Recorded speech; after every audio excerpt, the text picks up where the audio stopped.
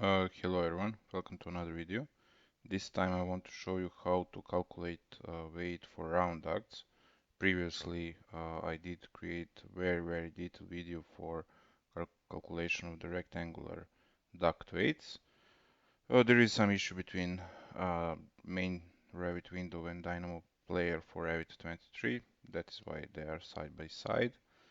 And this script does not have any user interface, so at the moment when I click play, it will immediately populate some parameter. That parameter name it's duct weight, and that is like project parameter. So before you run the script, you should create project parameter. So you can go to the manage, and now this is a little bit small window, but you are looking for this icon, project parameter.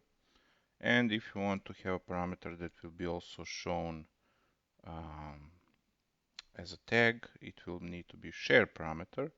But if you don't want that, you can just click over here, new parameter. You must call that parameter to be duct weight because the script will search for that parameter, and you should assign that parameter to ducts. So over here put duct weight, over here put number. It is an instance, and select category of the duct. Click OK, and it will be fine. I already create that parameter, and it's shared parameter because I want that you see that at the moment when we click on script, we will also see over here the values. So let's click on the run. Here it is. Let's click on a couple of ducts. This is of course the weight in kilograms. And over here, just to show you that it will not populate rectangular ducts, we have some filter inside the script, and it will work only for the round ducts.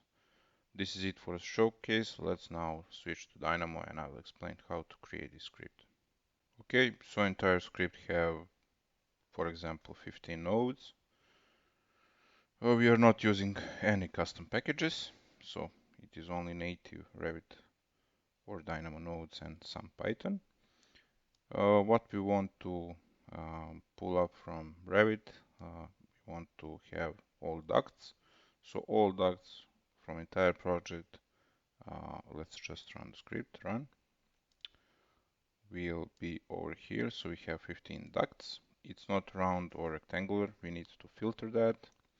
So we are searching now for diameter. What we will have as a result, we will have value some millimeters or inches for round ducts, but when you see those empty fields, it means that over here we have rectangular ducts.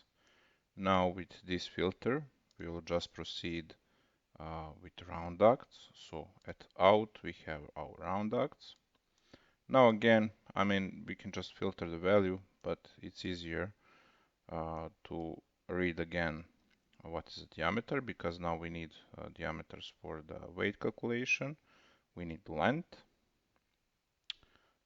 This is in millimeters. Also, this is in millimeters. And we now need to find sheet metal thickness for each size of our ducts. That is the one thing. And we also need to tell basically what is the material of the duct.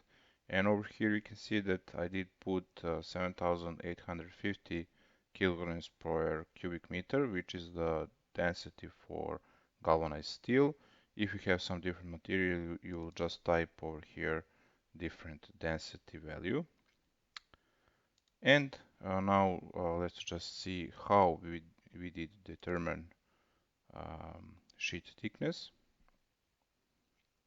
So now if we arrange everything, you can see over here for diameter 300, which is in between 4 and 200. So it is larger than a 200, but is smaller than 400. So the sheet thickness need to be 0.5, and it is. Then, for example, 600, it is exactly equal to 600, so sheet thickness it will be 0.6 and so on and so on. If you have some another table, you can just change these values over here. That is for determination of the sheet thickness. And now basically you have all the inputs. So now over here you can see that at first input we need to pass diameters, then thickness, then length, and density. And also it is very important that you follow the units, because at some moment we will need to have conversion between cubic millimeters and cubic meters.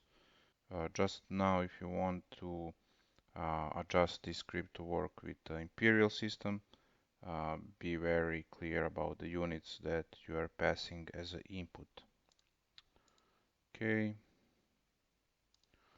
And now when we know the weight for each and every duct, now we need to send that to the Revit.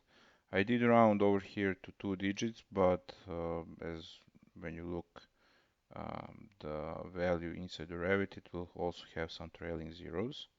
So now the values need to be populated in this parameter duct weight for all our round ducts, and we know the value. And basically that is it. That is the entire script. Thank you for watching. Bye.